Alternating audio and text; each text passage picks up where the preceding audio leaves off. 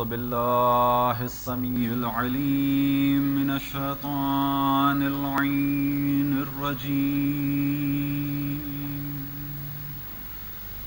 بسم الله الرحمن الرحيم. الحمد لله الذي هو الأول والآخر والظاهر والباطن، والصلاة والسلام على أشرف الأنبياء والمرسلين، سيدنا ومولانا ومقتدانا أبي القاسم محمد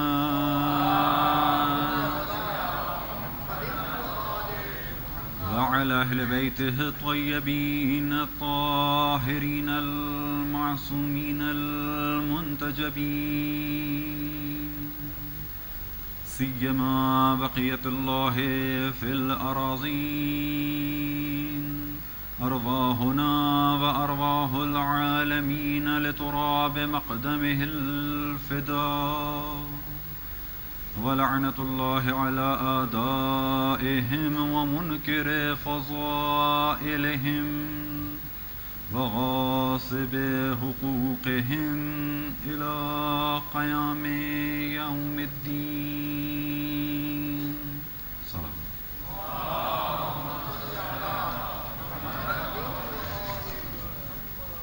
وقال الله تعالى وهو أصدق القائلين: وقال ربكم ادعوني استجب لكم ان الذين يستكبرون عن عبادتي سيدخلون جهنم داخرين.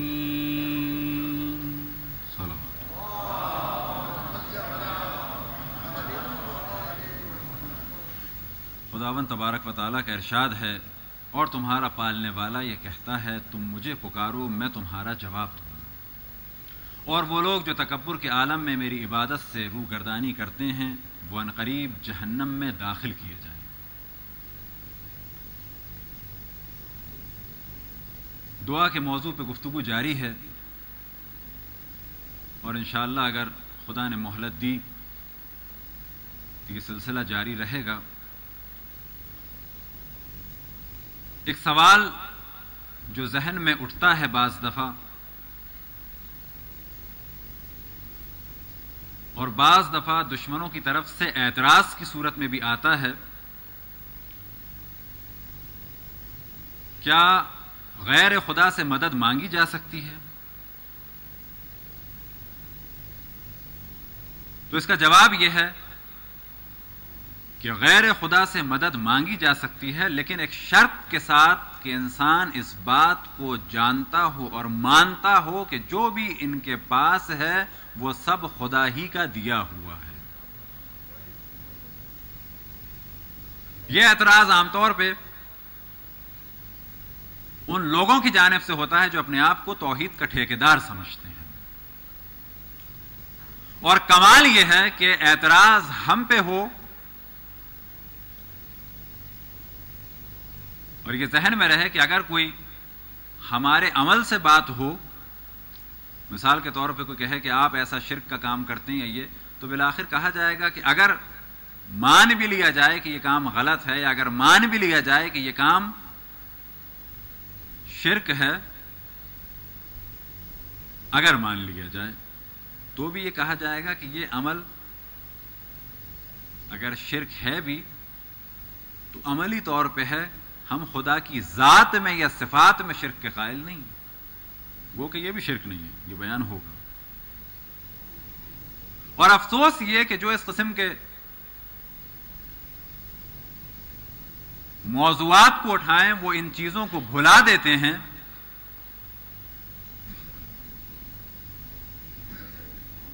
کہ وہ خود ایسی چیزوں کو بھی نقل کرتے ہیں کہ جو خود توحید کے منافی ہے، اور اس موضوع میں جانا اس وقت نہ ضروری اور نہ مناسب۔ ایک طرف حوالہ دے دیا جائے کہ جب محرم میں ایک سال یہ مسئلہ اٹھا تھا کہ جو ماتم کرے وہ جہنم میں جائے گا، تو گو کہ ہم بعض جگہ کھل کے بہت ساری باتوں کو بیان نہیں کرتے، لیکن اگلے دن ایک چیز کو ضرور بیان کیا تھا کہ کیا ڈرنا ایسے لوگوں کی باتوں سے کہ جو یہ کہیں کہ ہمیں جہنم میں ڈال دیا جائے گا.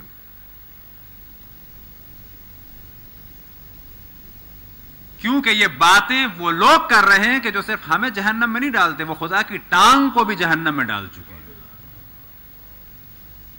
تو جو خدا کی ٹانگ کے ساتھ یہ کام کریں، یہ مشہور و معروف روایت کہ جس کے بعض لوگ قائل ہیں کہ جب جہنم کہے گی حل من مزید حل من مزید، اور دے، تو خدا لوگوں کو ڈالتا چلا جائے گا یہاں تک کہ اس کی طلب ختم نہیں ہوگی.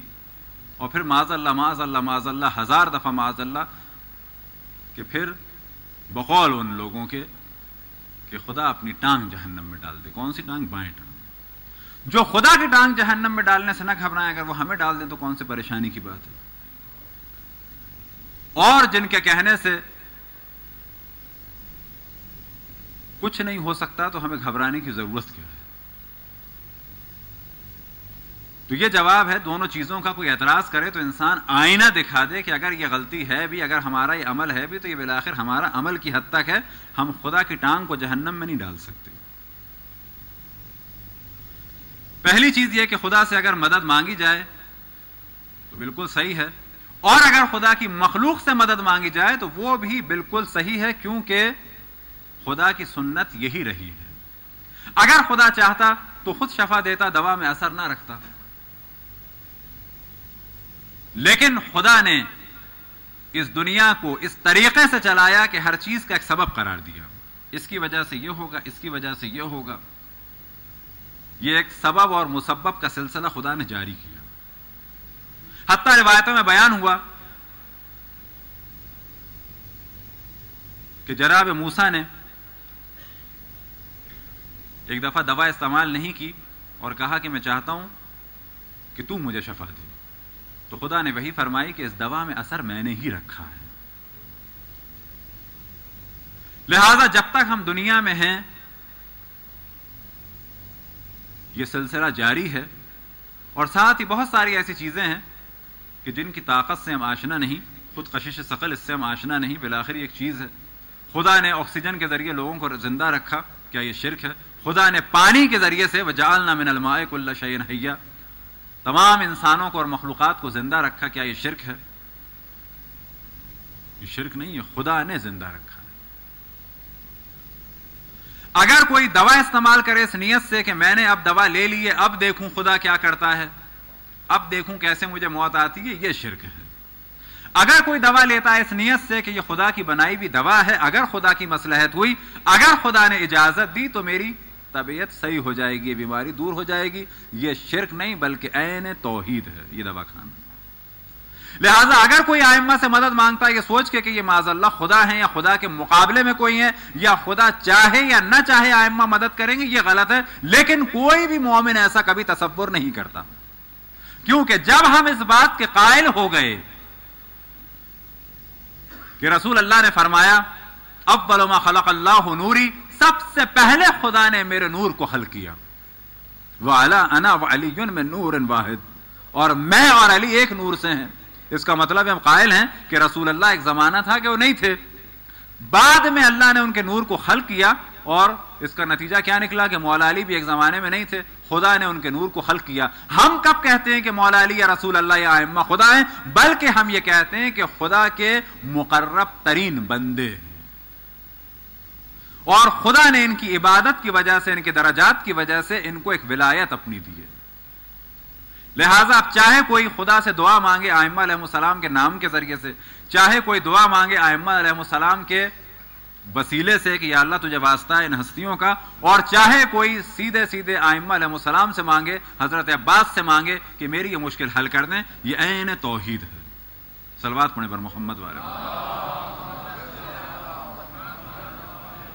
لیکن کوئی بھی ایسا مومن ہم نے نہیں دیکھا آج تک کہ جو یہ سوچتا ہو کہ اب میں نے حضرت عباس سے مانگ لیا ہے، اب دیکھیں کیا ہوتا ہے، خدا بھی نہیں روک سکتا. معاذ اللہ کوئی ایسا نہیں سوچتا. ہر آدمی اس بات کا قائل ہے کہ جناب عباس کے پاس یہ درجہ ہے اسی لیے کہ وہ مطیع و فرما بردار تھے امام حسین علیہ الصلوۃ والسلام کے، اور امام حسین کے پاس یہ درجہ اس وجہ سے کہ ہے کہ وہ رسول اللہ کے جانشین تھے اور خدا کے بندے تھے اور سب سے زیادہ خدا کے مطیع و فرما بردار تھے، اور سب کچھ اپنا لٹا دیا انہوں نے خدا کی راہ میں۔ ہر مجلس میں یہ پڑھا جاتا ہے کہ امام حسین نے اپنا سب کچھ خدا کے لیے لٹا دیا۔ کون ہم میں سے ایسا ہے جو کہے کہ خدا کے لیے امام حسین نے معاذ اللہ نہیں دیا؟ انہوں نے اپنا سب کچھ لٹا دیا خدا کے لیے۔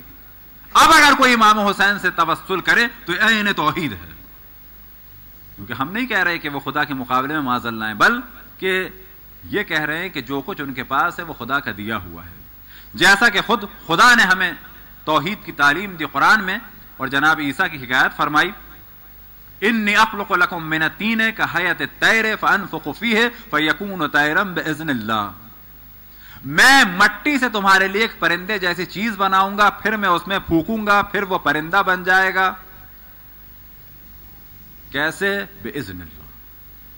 جناب عیسیٰ فرماتے ہیں انی اخلق لکم، میں خلق کروں گا، اخلق میں خلق کروں گا، کس سے؟ مٹی سے، من الطین، کیا چیز؟ کا حیات الطیر، ایک پرندے جیسی چیز، فانفخ فیہ، میں پھونکوں گا اس میں، فیکون طیرا، پھر وہ پرندہ بن جائے گا۔ کیسے؟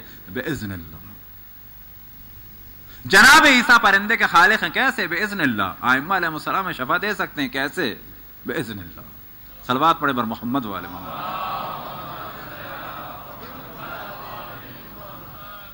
عام ڈاکٹر کے پاس بھی اگر ہم جائیں تو انسان کبھی جو ہے وہ ڈاکٹر کے اوپر یا اس کی فیس کے اوپر یا اس کی ڈگری کے اوپر توکل نہ کرے۔ مثال کے طور پہ بہت مشہور ڈاکٹر ہو، جب جائے اس کے پاس تو خداوند تبارک و تعالیٰ سے دعا کرے۔ ممکن ہے جس وقت یہ جائے صحیح طرح تشخیص نہ دے پائے، ہو سکتا ہے ایسا، قطعاً ہو سکتا ہے۔ ممکن ہے کہ جو دوا صحیح معنی میں ہمارے لیے وہ اس کو نہ لکھے، کسی اور دوا کو لکھ دے، لیکن جب ہم جائیں تو اس کی پڑھائی پہ، اس کے علم پہ، اس کی ڈگری پہ توکل نہ کریں، بلکہ اپنے ذہن کے گوشے میں رکھیں کہ یا اللہ میں اس کے پاس جا رہا ہوں، تو نے ہی اس کو علم دیا ہے، تو نے ہی اسے طاقت دی ہے، تو ہی اسے توفیق عطا فرما کہ میرے مرض کو صحیح طرح سے ڈائگنوز کر سکے، اور تو ہی اسے توفیق عطا فرما کہ میرے مرض کے لیے صحیح دوا لکھ سکے۔ یہ ہے توحید ہمارے یہاں، اور میرا خیال سے شاید ہی کوئی ایسا ہو، بلکہ اصلاً کوئی ایسا نہیں ہے مومنین میں کہ جو ائمہ علیہم السلام کو خدا سمجھے یا یہ سوچے کہ اب میں نے مولا علی سے کہہ دیا، رسول اللہ سے کہہ دیا، اب دیکھو خدا کیا کرتا ہے۔ معاذ اللہ، ایسا کوئی نہیں ہے، کیونکہ جب ہم قائل ہو گئے کہ سب سے پہلے اگر کسی کو خدا نے خلق کیا تو ائمہ کا نور ہے، تو اب کہاں شرک رہا؟ اگر ہم قائل ہو گئے کہ سب سے زیادہ اگر خدا کی کسی نے عبادت کی تو ائمہ علیہم السلام نے کی، تو اب کہاں ہم قائل ہیں کہ معاذ اللہ ائمہ کے پاس جو کچھ ہے وہ ان کا اپنا ہے؟ نہیں، جو کچھ ہے وہ خدا کا دیا ہوا ہے، بلکہ ہم قائل ہیں کہ ائمہ معصوم ہیں، یعنی جو کچھ وہ کرتے ہیں صرف اور صرف اور صرف بحکم خداوند تبارک و تعالیٰ کرتے۔ اور خود جو ہم لوگوں کا موضوع اس پر چل رہا ہے دعا، یہ دعا خود ہے ہی کس سے؟ خداوند تبارک و تعالیٰ سے۔ اور یہ درس کس نے دیا دعا کا؟ ائمہ علیہ السلام نے دیا۔ یہ جتنی چیزیں دعا کے بارے میں اب تک بیان ہوئی، یہ سب وہ چیزیں ہیں جو روایتوں میں بیان ہوئی، ایسا نہیں ہے کوئی اپنے پاس سے بیان ہو رہی ہیں۔ مثال کے طور پہ کل جو دو موضوع ہم نے شروع کیے تھے کہ ظلم انسان نہ کرے، ظالم کی دعا قبول نہیں ہوتی، آق والدین کی دعا قبول نہیں ہوتی، تو یہ روایت سے نتیجہ نکالا گیا ہے۔ یہ چیزیں دونوں روایت میں بیان ہوئی ہیں، یہ ائمہ علیہ السلام نے بیان کی ہیں کہ جب اپنے خدا کی بارگاہ میں جاؤ تو ایسے نہ ہونا اس وقت۔ صلوات پڑھیں بر محمد والے محمد۔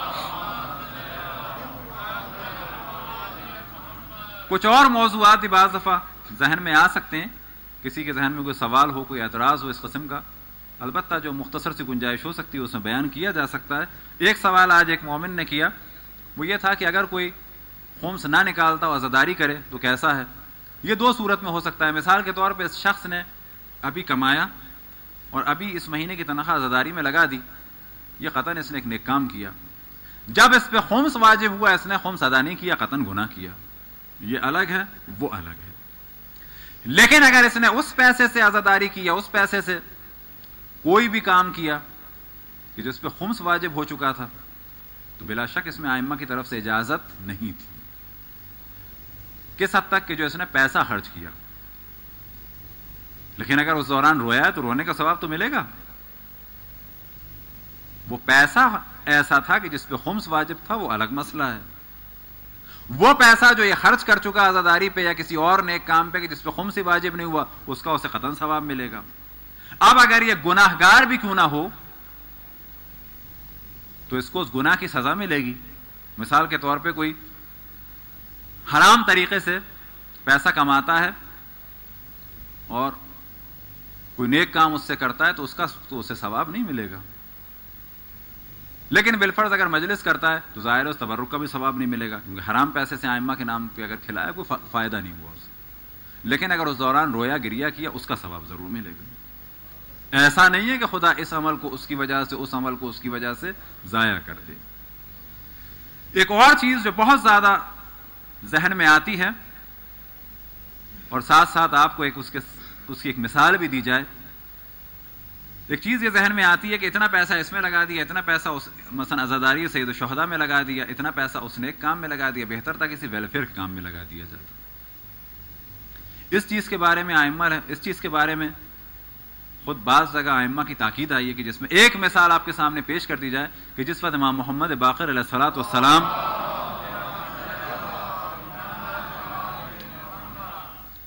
دنیا سے رخصت ہونے والے تھے، اپنے فرزند سے وصیت فرمائی، نہ امام موسیٰ کاظم علیہ السلام کو کہ امام جعفر صادق علیہ السلام سے وصیت فرمائی تھی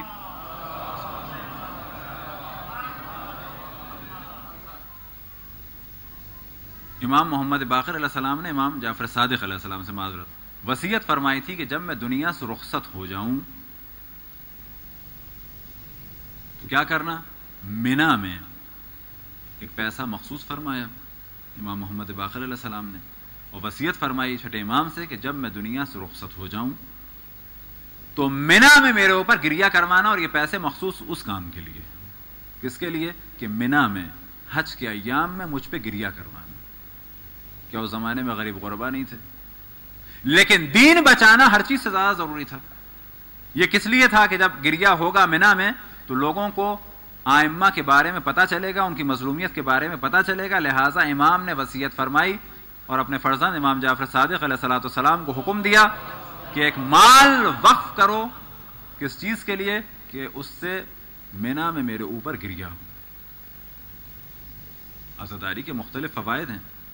اگر کسی کو ویلفیئر کام کرنا ہو تو یہ کہا جا سکتا ہے کہ ایک دیگ کی جگہ 2 دیگیں کر کے اور ایک دیگ کو جو پھینکا گیا یہ اسراف ہے اور یہ قطعاً گناہ ہے. لیکن اگر کوئی 10 دیگیں بھی پکاتا ہے، مومنین کو کھلاتا ہے، ائمہ کے نام پہ بہترین عبادت ہے. ویلفیئر کا کام اگر کسی کو کرنا ہے تو بے شک اسراف سے بچے، اور ہمیشہ یہ نہ سوچے کہ ویلفیئر کا کام جبھی ہوگا جب عزاداری سید الشہداء کو کم کیا جائے، بلکہ اپنے شادی ولیمے آنا جانا ڈرائنگ روم ڈیکوریشن اس سے بھی کم ہو سکتا ہے. یہ شیطان بہکاتا ہے کہ جب بھی بات ہو سید الشہداء کی عزاداری کی ہمیشہ ویلفیئر وہیں یاد آتی ہے. یہ چیز صحیح نہیں ہے. ایک استفتاء ہوا آیت اللہ العظمیٰ گلپائگانی سے، کب؟ جنگ کے زمانے میں، کہ کسی نے سوال کیا کہ اس وقت کیا فائدہ مجالس کے اوپر پیسہ خرچ کرنے سے، کیا بہتر نہیں کہ جنگ پہ لگا دیا جائے؟ اور یہ سوال کسی جوان کا یا کسی شخص کا تھا، اور جن عالم نے یہ سوال کیا تو اس پہ آیت اللہ گلپائگانی نے جواب دیا کہ یہ جنگ اسلام اور کفر کی ہے بلا شک، اور جنگ کی پوری تائید کی. بعد میں فرماتے ہیں کہ جس نے یہ جملہ کہا ہے کہ سید الشہداء کی عزاداری پہ خرچ نہ کیا جائے، یعنی اس قسم کی جو بات کہی ہے، اس نے ایک جسارت کی اور استغفار کر. کیا ہمارے ہاں جتنا خرچہ شادی پہ، ولیمے پہ، زیورات پہ، مہندی پہ، مانجے پہ، حتیٰ مووی پہ ہوتا ہے، کیا اتنا پیسہ عزاداری پہ ہوتا ہے؟ نہیں ہوتا. ہمیں چاہیے ان میں سے بچائیں اور اس کو ویلفیئر پہ خرچ کریں، اور عزاداری سید الشہداء پہ جتنا ہوتا ہے اس پہ اور زیادہ خرچ کریں. کچھ لوگوں نے ایک اور یہ چیز کہی کہ اتنا ہوتا ہے، اس کے بدلے جو ہے وہ یہ کام بھی ہو سکتا ہے، وہ کام بھی ہو سکتا ہے. تو یہاں ایک جگہ ہم نے لطیفہ سنایا. البتہ یاد رہے کہ ہم اپنے خرچوں کو کم کریں، زندگی سادی کر دیں، کپڑوں کو کم کر دیں، ڈرائنگ روم کو سادہ کر دیں، پھر ویلفیئر کا کام کریں، بہترین عبادت ہے. لیکن ہمیشہ ویلفیئر کا کام عزاداری سید الشہداء کو کم کر کے سوچنا یہ ایک شیطانی خیال ہے. اور اس کے بارے میں ایک مثال ہم نے یہ دی کہ ایک صاحب سے کسی نے کہا, ایک روڈ پہ کھڑے ہو کے کہنے لگے پلازا دیکھ رہے ہو کہ ہاں, کہنے لگے پلازا تمہارا ہوتا آج کا, کیوں؟ کہنے لگے اگر تم گولڈ لیف سگریٹ نہ پیتے مثلا. اس نے پورا جو ہے کیلکولیٹ کر دیا کہ تم روز اتنے پیتے ہو, اتنے کا ہو گیا, مثلا اتنے سال سے پی رہے ہو, اس وقت اتنے کا تھا, اتنے کا ہوا, اتنے کا ہوا, سارا اس نے کیلکولیٹ کر کے بتا دیا کہ اتنے لاکھ یا اتنے کروڑ بنا. اس نے کہا چلو اچھا, میں نے تو سگریٹ پی, پلازا نہیں بنایا, تم نے کتنے پلازا بنائے؟ ہمارے یہاں بھی تقریباً وہی مثال ہے. جہاں سید الشہداء کی عزاداری کا مسئلہ آیا تو ویلفیئر آتی ہے. تم تو نہیں کرتے عزاداری, تم نے کتنا ویلفیئر کا کام کیا؟ پہلا سوال یہ ہے. اب اگر کسی نے کیا بھی ہو تو اس کو اللہ جزا دے, لیکن عزاداری سید الشہداء کی وجہ سے دین باقی ہے. اب یہ نہیں کیا جا سکتا کہ ایک آدھ جگہ, بعض جگہ نوجوانوں کے ذہن میں ایسا بھی خیال آیا, البتہ خیال آنا بری بات نہیں ہے, کہ اس علاقے میں مثلا ساری مجالس ہوتی رہے, ایک جگہ کھانا ہو جائے نہ, بلکہ اس طرح تھا کہ اتنی مجالس کے بجائے ایک مجلس ہو جائے. تو ہم نے جواب دیا کہ آپ کے ذہن میں اصلاً پرابلم یہ ہے کہ یہ آ رہا ہے کہ یہ سب کے سب ایک جگہ بیٹھ جائیں, قصہ ختم ہو جائے. یہ صبح سے شام تک جو امام حسین کا ذکر ہو رہا ہے, یہ خود ایک وہ چیز ہے کہ جو ائمہ علیہ السلام نے چاہیے. اب یہ سوچنا کہ ساری مجالس کے معیار بہت بلند ہو جائیں, یہ بھی ایک ناممکن سی چیز ہے. ممکن ہے کہیں سوز ہو, کہیں سلام ہو, کہیں نوحہ ہو, کہیں مرثیہ ہو. کچھ جگہ مجالس بلا شک علمی مجالس ہونی چاہیے, جس سے دین میں کا دفاع ہو, لوگوں کو علم پہنچے. لیکن جہاں سوز ہو, سلام ہو, نوحہ ہو, مرثیہ ہو, یہ اپنی جگہ کی عبادت ہے. یہ مجالس بھی رہیں, وہ مجالس بھی رہیں, مختلف زبانوں کی مجالس رہے, بچے بھی مجالس کریں, خواتین بھی مجالس کریں. یہ لفظ حسین حسین جو ہے یہ دین کی بقا کا سبب ہے. گو کہ ہم موضوع سے ذرا سا نکل گئے. ایک چیز بیان ہو کہ اگر آپ کبھی محسوس کریں کہ دشمنان عزاداری سید الشہداء نے عزاداری سے روکا کیوں ہے, ابن تیمیہ اور بعض سلفی علماء یا وہابی علماء کے بقول کہ جب انہوں نے حکم لگایا اور بعض نے واضح کہا یحرم علی الواعظ ذکر مصیبت الحسین, کہ واعظ کے اوپر حسین کی مصیبت کو بیان کرنا حرام ہے. کیوں حرام ہے؟ کہ جب حسین کی مصیبت بیان ہوتی ہے تو خود بخود ایک سوال یہ پیدا ہوتا ہے کہ مصیبت کرنے والا کون تھا. اچھا یہ تھا, اسے کون لایا, اسے وہ لایا, اسے کون لایا, اسے کون لایا, بالآخر یہ سب کچھ کیسے ہوا؟ تو وہ بیان کرتے ہیں, اس سلسلے کو اتنی تفصیل سے نہیں بیان کیا, وہ کہتے ہیں یحرم علی الواعظ ذکر مصیبت الحسین, کہ واعظ کے اوپر حسین کے مصائب بیان کرنا حرام ہے. کیوں حرام ہے؟ کیونکہ یہ بات آگے نکل جاتی ہے اور بعض شخصیات کی توہین ہو جاتی ہے. سمجھ گئے آپ کہاں تک جاتی ہے بات؟ لہذا جب بھی حسین حسین ہو, چاہے بچہ کرے چاہے بڑا کرے, جب بھی لباس سیاہ ہو, جب بھی سیاہ پرچم ہو, جب بھی عزاداری سید الشہداء ہو, ذہن میں یہ سوال اٹھتا ہے کہ بالآخر کب ہوا, کیا ہوا, کس نے کیا, اور خود بخود باطل کے چہرے سے نقاب ہٹ جاتی ہے. لہذا یہ سوچنا کہ کیا فائدہ, سب سے بڑا فائدہ یہ ہے اس کا. ایک جگہ ہم سفر پہ تھے, ایک صاحب نے جب ہمارا نام پوچھا, پھر ان کو پتا چلا, ظاہر اس میں لباس میں نہیں تھے, انہوں نے کہا اچھا آپ مومنین میں سے, ہمارے مومنین سے بڑے اچھے تعلقات ہیں, مجالس میں جاتا ہوں. پھر انہوں نے زبردستی یزید کی بات لے آیا, یزید کو بھی برا بھلا کہا. جب میں نے کہا کہ چلو یزید کو بھی برا بھلا کہہ رہے ہیں, تو میں نے ان کو تھوڑا سا بیدار کیا کس چیز سے, اور یہ سوال آپ لوگ بھی اپنے ذہن میں ہمیشہ رکھیں. ایک ان سے سوال کیا, یزید تو تھا برا, یہ تو چیز انڈرسٹوڈ ہے, تھا برا. کبھی آپ نے یہ بھی سوچا کہ اس کو لایا کون تھا؟ یہ فاسق, فاجر, شرابی, زانی, یہ کھلم کھلا گناہ کرنے والا, اسے لایا کون تھا؟ تو آپ یقین جانے پڑھے لکھے صاحب تھے, ایک دم سے چونکے, کہنے لگے سوال تو آپ نے بڑا اچھا کیا, آپ نے مجھے بیدار کر دیا, کون لایا تھا اسے؟ اور کچھ انہیں پتا بھی تھا, میں نے کہا کون لایا تھا, اس کا باپ لایا تھا, اور کون لایا تھا. یہاں پہ نہ رکے انسان کے یزید کون تھا.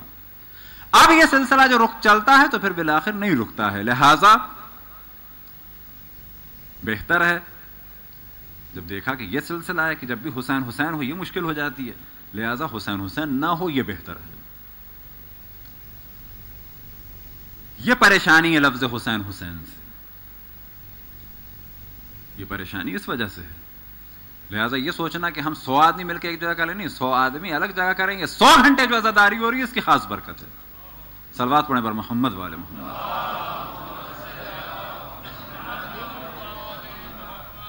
وہ لوگ کہ جن کی دعائیں قبول نہیں ہوتی، کل بیان ہوا، پہلے مرحلے پہ ظالم، دوسرے مرحلے پہ کون؟ کہ جس کو اس کے والدین نے آنکھ کر دیا ہو، ایک اور شخص کے جس کی دعائیں قبول نہیں ہوتی۔ دعائیں قبول نہیں ہونے سے مراد یہ کہ وہ مستجاب الدعوات نہیں ہے، جلدی دعا قبول نہیں ہوتی، ممکن ہے کہ اس کی دعا کو سالوں لگ جائیں اور ممکن ہے قبول نہ ہو، یہ ذہن میں رہے۔ وہ کون ہے؟ قاطع اور رحم، کہ جو اپنے رشتہ داروں سے نہ ملتا ہو، مالدار ہو گیا، اب انسلٹ فیل ہوتی ہے۔ ایسا نہ ہو کہ ایک دور کا رشتہ دار، ایک ہمارے دوست مذاق میں کہتے تھے، اس وقت وہ یہ جگہ افریقہ میں تبلیغ پہ، خدا ان کو اور توفیق عطا فرمائے، مذاق میں کہتے تھے، کہنے لگے ایک ہمارے چچا جو ہیں وہ ڈیفینس میں رہتے ہیں، ہم انہیں جانتے ہیں، وہ ہمیں نہیں جانتے۔ ایک ہمارے چچا جو ہیں وہ مثلا ایک دوسرے محلے کا نام لیا، ذرا مالی طور پہ کم، وہ وہاں رہتے ہیں، وہ ہمیں جانتے ہیں، ہم انہیں نہیں جانتے۔ یہ جو دنیا کا دستور ہو گیا ہے کہ جہاں ایک مالدار آدمی اس سے اپنے آپ کو منسوب کیا جائے، مطمئن ہو جائیں، ہر مالدار آدمی احترام نہیں کرتا۔ ایسا نہ ہو کسی سے ہم اپنے آپ کو منسوب کریں، اگلی محفل میں وہ ہم سے اپنے آپ کو دور کر دے۔ اگر رشتہ دار غریب ہے، مسکین ہے، تو بھی انسان اس سے تعلق رکھے۔ اگر رشتہ دار مالدار ہے تو بھی تعلق رکھے۔ اگر وہ مالدار تعلق توڑتا ہے تو اس کو توڑنے دیں، ہمیں نہیں توڑنا ہے۔ اگر غریب تعلق توڑتا ہے اس کو توڑنے دیں، ہمیں نہیں توڑنا ہے۔ پچھلی دفعہ یہ بات بیان ہوئی ابھی 2-3 دن پہلے کہ مرد اپنے بیوی کے گھر والوں سے، البتہ واقعہ کم ہوتا ہے، خواتین اپنے سسرال والوں سے کوشش کرتی ہیں، مثلا نند سے، دیور سے، مخصوصاً اپنی ساس سے، یعنی بچوں کی دادی سے، کہ بچے دور رہیں، مطمئن ہو جائیں کہ اس سے نقصان کسی کا نہیں ہے، بچوں کی عمر کم ہوتی ہے۔ اور ایک نتیجہ یہ ہے کہ دعا قبول نہیں ہوتی۔ رحم میں کون کون ہے؟ رحم سے مراد ہوتا ہے پیٹ، صلہ رحم، یعنی جو رشتہ دار ہیں۔ اب یہ کتنے ہیں؟ کہاں تک ہیں؟ پہلے مرحلے پہ کون ہے؟ ماں باپ ہیں۔ دوسرے مرحلے پہ کون ہے؟ بہن بھائی ہیں۔ تیسرے مرحلے پہ کون ہے؟ خود ماں باپ کے بہن بھائی ہیں۔ چوتھے مرحلے پہ کون ہے؟ حتیٰ دادی دادا، نانی نانا کے بہن بھائی۔ بعض جگہ یہ بیان ہوا، علماء نے تاکید کی اس چیز پہ کہ حتیٰ دادی دادا کے بہن بھائیوں کی جو نسلیں ہیں وہ سب بھی رحم میں ہیں۔ انسان ملے، ایک تعلق رکھے، آئے جائے۔ اب یہ آنا جانا کتنا ہو، کوئی انسان مصروف ہے، سال میں ایک دفعہ بھی جائے، لیکن یہ کہا جائے کہ ہاں آتے جاتے ہیں، یہ ہے صلہ رحم۔ عید پہ گئے، کچھ دیا، پریشان ہوئے، کچھ دیا، گھر آئے، انہیں کچھ کھلایا پلایا، یہ سب صلہ رحمی ہے۔ تعلق منقطع نہیں ہونا چاہیے۔ لیکن جو قریبی ہیں، اب ظاہر ہے جو ماں باپ ہیں ان سے تو نہیں کہا جاتا سال میں ایک دفعہ ملا جائے بہن بھائیوں سے، لہٰذا ہر معاشرے میں ضرورت کے مطابق، ہاں اگر بھائی ایک کینیڈا میں ایک یہاں پہ، لہٰذا 10 سال میں ممکن ایک دفعہ ملے، لیکن یہ فون کرنا، یہ تعلق برقرار رکھنا، یہ واجب ہے اور صلہ رحمی ہے، اور یہ ایک ضروری چیز ہے۔ لہٰذا قاطع اور رحم یعنی رشتہ داروں سے تعلق توڑنے والے کی دعا قبول نہیں ہوتی۔ چوتھی چیز جو بیان کل کچھ ہو گئی اور زیادہ اس کو بیان نہیں کرنا ہے، وہ ہے ظالم حاکم۔ اب یہ جو حاکم ہے ممکن ہے کہ بالکل ٹاپ پہ ہو، ممکن ہے کہ اس کے بعد والا ہو، ممکن ہے کہ مثلا صدر ہو یا وزیر اعظم ہو یا مثلا وزیر اعلیٰ ہو یا گورنر ہو یا پھر ہمارے شہر کا کوئی میئر ہو یا ممکن ہے کہ ہمارے علاقے کا کونسلر ہو۔ یہ جتنے بھی ہیں سب حاکم میں آئیں گے، اور اگر ان میں سے کوئی ظلم کرتا ہے، ان سب کا ظلم بھی الگ الگ ہے۔ ممکن ہے کہ ایک ظلم یہی ہے کہ صحیح پانی نہیں آ رہا، ایک ظلم یہ ہے کہ گٹر کھلے ہوئے ہیں۔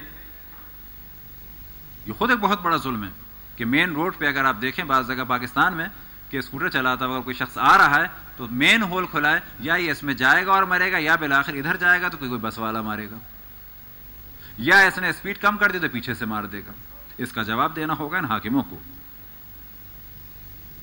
پتا چلا ہے گود اجڑ گئی، کسی کا بچہ گٹر میں گر گیا، اسے کون جواب دے گا؟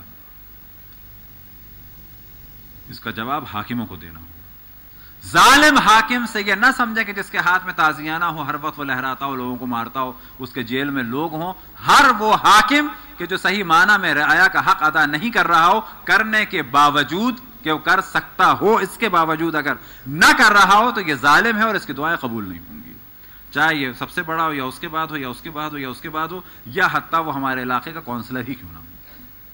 جو یہ حق ادا کر سکتا ہے، لائبریری کا بجٹ ہے، لائبریری سے بنانی ہے، بالفرض پولیو کے ڈراپس کا ہے، وہ اس کو پرووائڈ کرنے، انجیکشنز کا ہے وہ اس کو پرووائڈ کرنے، جو اس کی حد و حدود ہے وہ اس کو انجام دینی ہے. اگر کہیں لاپرواہی کی، چاہے وہ لاپرواہی دوائیں نہ پہنچنے کی صورت میں ہو، چاہے وہ لاپرواہی اس صورت میں ہو کہ ڈاکٹر ٹائم پہ نہیں تھا، چاہے وہ لاپرواہی اس صورت میں ہو کہ ایمبولینس 2 ہفتے پہلے خراب ہو گئی تھی اور اس کو صحیح نہیں کرایا، اس سب کا جواب وہ شخص دے گا کہ جس سے یہ چیز ریلیٹڈ ہے.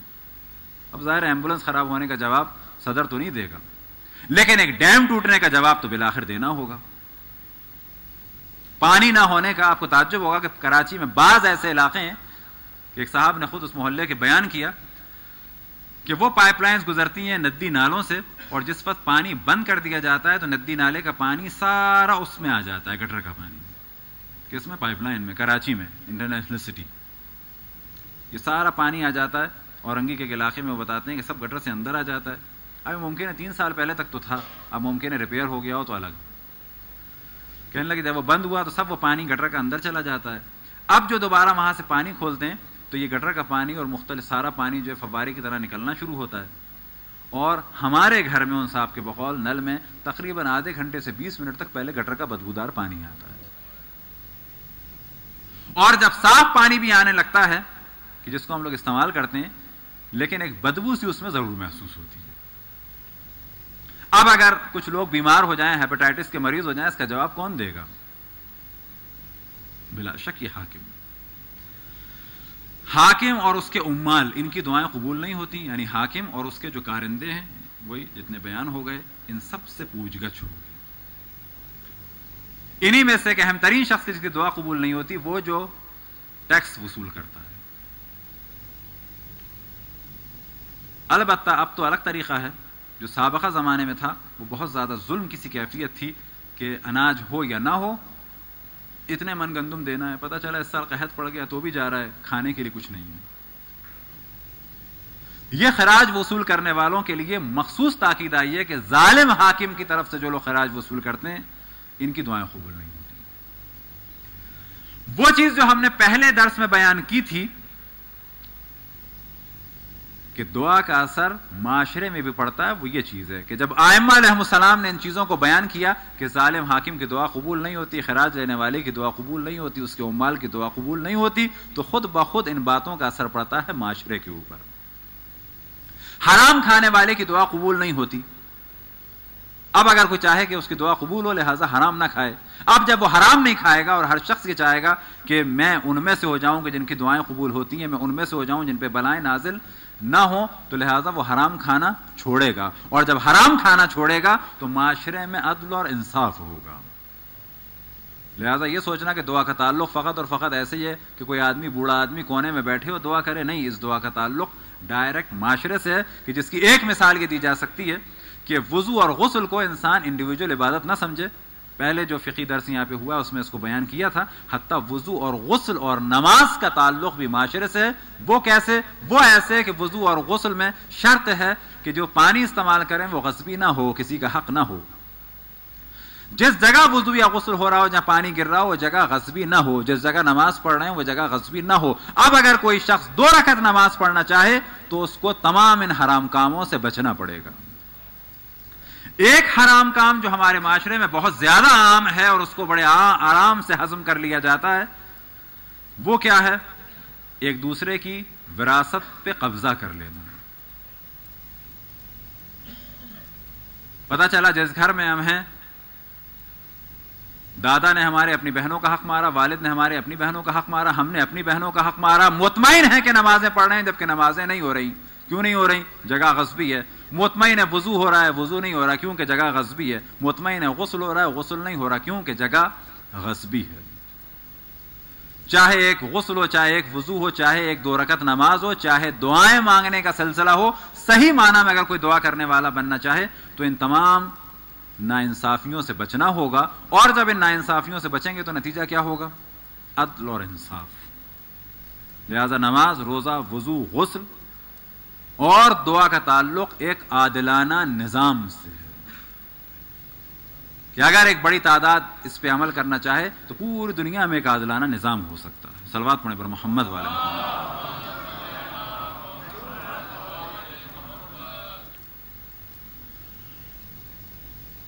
ایک اور چیز کہ جس کا بہت زیادہ تعلق ہے اس سے، وہ کل بیان ہو چکی، عمل کرنا بغیر، دعا کرنا بغیر عمل کے۔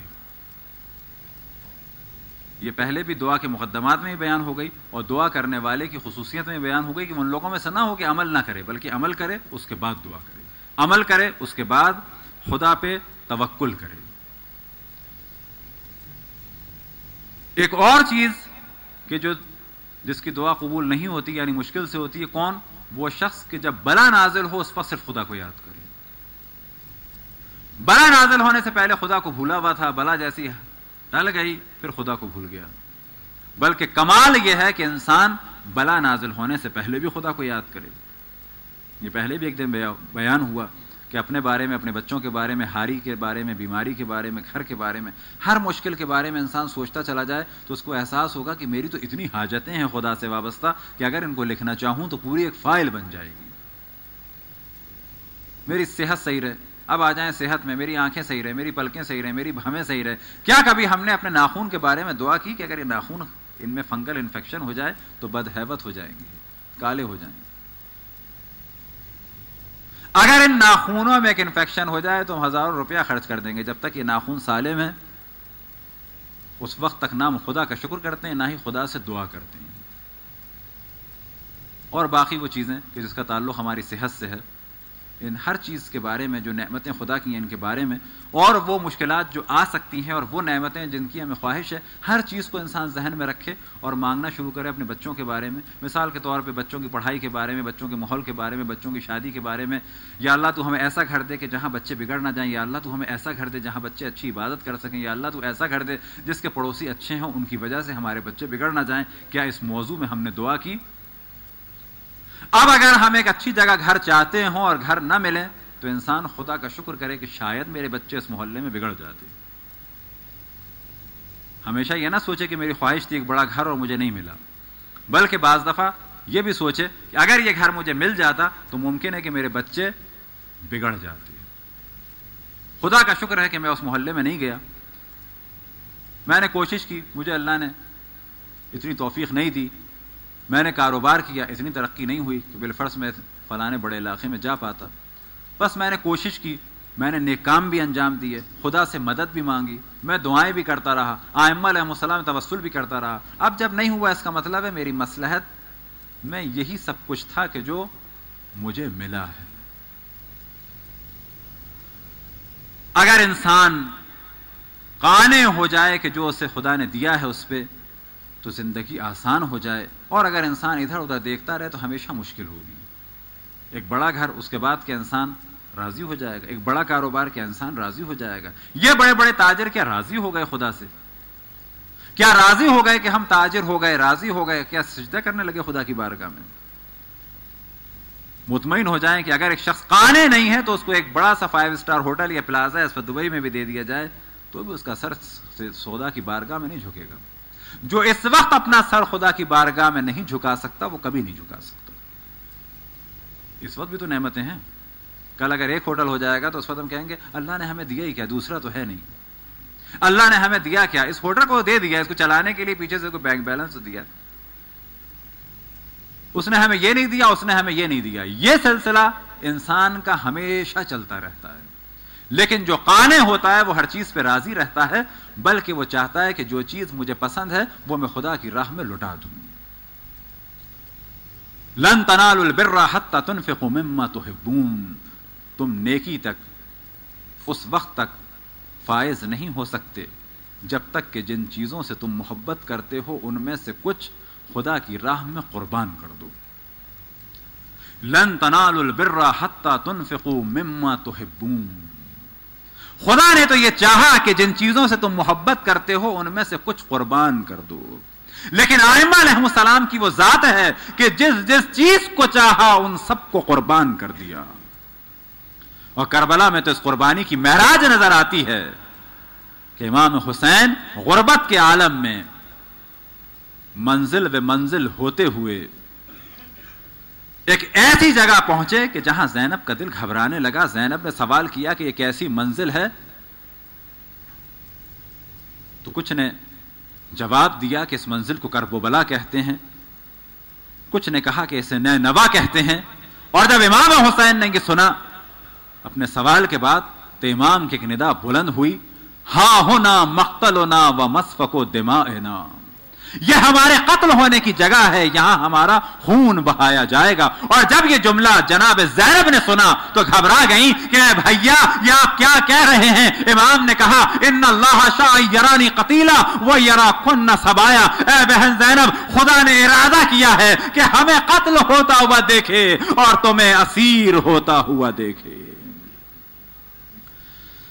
یا اللہ تجھے واسطہ ہے جناب زینب کی اسارت کا، یا اللہ تجھے واسطہ ہے جناب زینب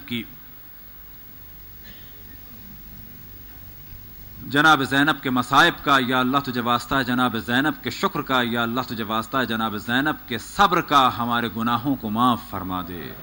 یا اللہ پرچم اسلام کو سر بلند فرما، پرچم کفر و نفاق کو سر نگوں فرما، ہمارے دشمنوں کو آپس میں مشغول فرما، ہمارے دشمنوں کی سازشوں کو ان کی جانب پلٹا دے. تمام مقامات مقدسہ کی حفاظت فرما، تمام علماء کرام، تمام مراجع الزام، تمام مومن و مومنات، مخصوصاً مومنین عراق اور ساتھ ہی وہ مومنین اور تمام مسلمین و مسلمان کے جو انڈیا میں، پاکستان میں اور افغانستان میں زلزلے کی وجہ سے متاثر ہوئے. یا اللہ بحق محمد و آل محمد، مخصوصاً بحق بیمار کربلا، ان سب کو شفاء عاجل عنایت فرما. جو دنیا سے رخصت ہو گئے ان کے درجات کو بلند فرما، جو دنیا میں رہ گئے ان کو صبر جزیل عطا فرما. یا اللہ ہمیں اپنے رسول، اپنی حجتوں، مخصوصاً امام زمان علیہ السلام کی معرفت اور اطاعت کی توفیق عطا فرما. امام کے ظہور میں تعجیل فرما، ہم سب کو ان کے اصحاب اور انصار میں شامل فرما. ربنا آتنا فی الدنیا حسنہ وفی الآخرۃ حسنہ وقنا عذاب النار وعذاب القبر وعذاب الحشر واحشرنا مع محمد وآل محمد صلوات.